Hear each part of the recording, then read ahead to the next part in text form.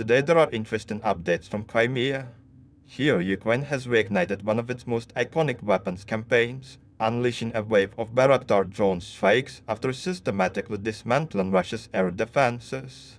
With the skies cleared and the battlefield exposed, the return of these drones has already cost Russia hundreds of troops and naval vessels. The Bayraktar drone, once a symbol of Ukraine's resilience in the early months of the war, is experiencing a resurgence, as Ukraine's Navy and Defense Intelligence have released a lot of combat footage from the most recent strikes campaign carried out against Russian naval targets in the Kherson region. One clip shows the destruction of a Russian high-speed boat near Zalezny port, which had been preparing to transport troops to the Dendrivska Spit, a key Russian staging point for drone relay stations and observation missions across the northern Black Sea. 7 Russian soldiers were killed and 4 were wounded in the attack, and analysis suggests the strike was delivered by Roketsan's Mamel guided munition.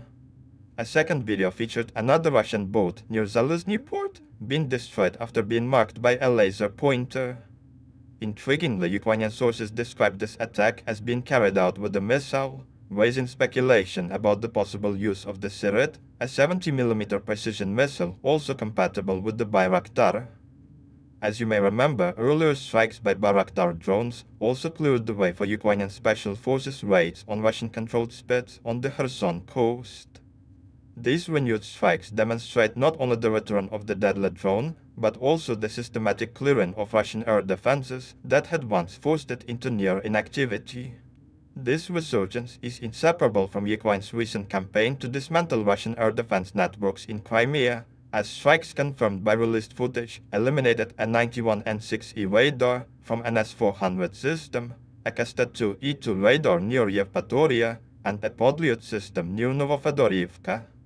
Ukrainian forces also hit naval SBU, Podlyut K1, and 96 L6E radars tied to S-400 batteries, as well as a Russian BK-16 landing craft.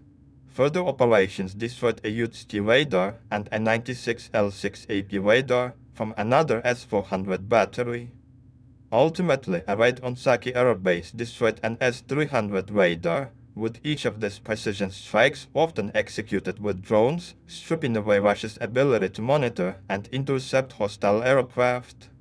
Without these radars, expensive air defense launchers are rendered blind, and with each passing week, the protective shield over Crimea weakens further. This methodical air defense suppression is paving the way for a renewed Bayraktar campaign and a glorious comeback. In the war's early phase, the drone was a star performer, taking out Russian armor and artillery before defenses adapted.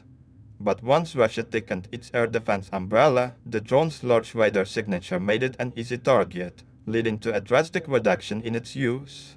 Conditions have now changed, as Ukraine has gained the upper hand by degrading Russian radar coverage, while also launching domestic production of Bayraktars with Turkish cooperation.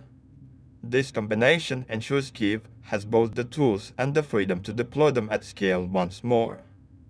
Ukraine is also moving toward full independence in arming its Bayraktar drones. At a recent exhibition attended by President Volodymyr Zelensky and Canadian Prime Minister Mark Carney, Ukrainian engineers unveiled a new guided aerial bomb resembling Turkey's MEM-L, but featuring distinct features and produced via 3D printing. The small smart munition is equipped with a rocket engine and laser guidance system and has already been tested in combat. By leveraging additive manufacturing, Ukraine can bypass bottlenecks in foreign supply chains and ensure a steady flow of weapons tailored to its drones.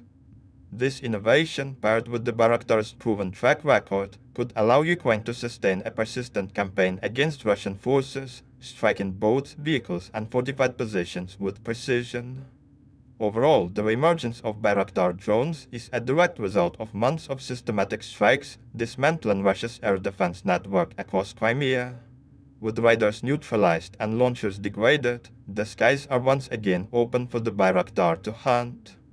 Now equipped with both Turkish and Ukrainian-made precision munitions, the drones can operate with renewed effectiveness, with recent strikes likely only the beginning.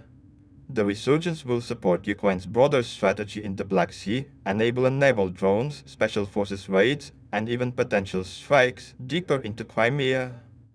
If you're one of those people who are regularly watching our videos, then you will definitely like our newly launched interactive news map. 10,000 people just like you have already joined it for free and are using it every day to check the most important news.